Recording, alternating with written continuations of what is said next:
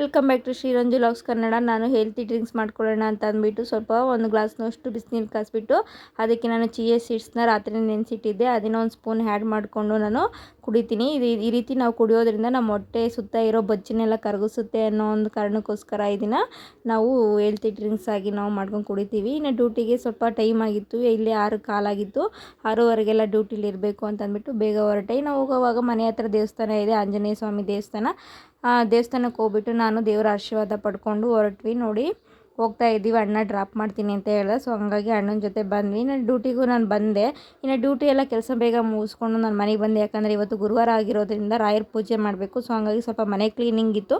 ಬಂದು ನಾನು ಹೀಟ್ರ್ ಹಾಕ್ಬಿಟ್ಟು ನೀರು ಕಾಯೋ ಅಷ್ಟೊತ್ತಿಗೆ ನಾನು ಮನೆ ಕ್ಲೀನ್ ಮಾಡ್ಕೊಂಡು ಎಲ್ಲ ಕಸ ಗುಡಿಸಿ ನೆಲ ತೊಳೆಯೋಣ ಅಂತಂದ್ಬಿಟ್ಟು ನೀಟಾಗಿ ಕಸ ಗುಡಿಸ್ಕೊಂಡು ನೆಲ ತೊಳೆಯೋಣ ಅಂತೆಲ್ಲ ರೆಡಿ ಮಾಡ್ಕೊಂಡು ಇನ್ನು ಗ್ಯಾಸ್ ಒರೆಸ್ಬೇಕಾಗಿತ್ತು. ಗ್ಯಾಸ್ ಒರೆಸ್ಕೊಂಡೆ. ಯಾವಾಗಲೂ ನಾವು ಗ್ಯಾಸ್ನ ಒರೆಸಿ ಪೂಜೆ ಮಾಡೋದ್ರಿಂದ ಒಳ್ಳೆಯದು. ಯಾಕಂದರೆ ಒಲೆ ಅಗ್ನಿದೇವ ಆಗಿರೋದ್ರಿಂದ ನಾವು ಯಾವಾಗಲೂ ಗ್ಯಾಸ್ ಒರೆಸ್ಕೊಂಡು ಸಿಂಕೆಲ್ಲ ತೊಳಿಬೇಕು. ನಾನು ಸಿಂಕೆಲ್ಲ ಈ ಕಾರ್ನರ್ ಉಜ್ಜೋದಕ್ಕೆ ಒಂದು ಬ್ರಷ್ನ ಇಟ್ಕೊಂಡಿದ್ದೀನಿ.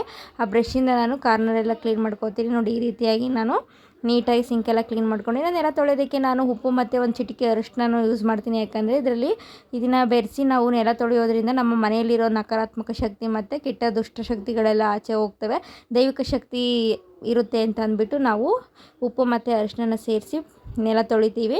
ಇನ್ನು ಪೂಜೆ ಎಲ್ಲ ರೆಡಿ ಮಾಡಿಕೊಂಡೆ. ಎಲ್ಲ ನೀಟಾಗಿ ಪೂಜೆ ಮಾಡ್ಕೊಳ್ಳೋಣ ಅಂತಂದ್ಬಿಟ್ಟು ಎಲ್ಲ ಒರೆಸಿ ಹೂವನ್ನ ಇಟ್ಟು ಅಲಂಕಾರ ಮಾಡಿ ದೀಪ ಹಚ್ಚಿ ನಾನು ಪೂಜೆನ ಮಾಡಿಕೊಂಡೆ. ಲಾಸ್ಟಿಗೆಲ್ಲ ಪೂಜೆ ಆದ ನಂತರ ನಾನು ತಾಳಿಗೆ ಅರಿಶಿನ ಕುಂಕುಮನ ಇಡ್ತೀನಿ. ಯಾಕೆ ಅಂತಂದರೆ ತಾಳಿಗೆ ಅರಿಶಿನ ಕುಂಕುಮ ಇಡೋದ್ರಿಂದ ನನ್ನ ಗಂಡನ ಆಯುಷ್ಯು ವೃದ್ಧಿ ಆಗುತ್ತೆ ಅನ್ನೋದಕ್ಕೋಸ್ಕರ ನಾನು ಈ ರೀತಿಯಾಗಿ ಅರಿಶಿನ ಕುಂಕುಮನ ಇಟ್ಕೋತೀನಿ. ನಾನು ಒಂದು ಮುಡುಪನ್ನ ಕಟ್ಟಿದ್ದೀನಿ.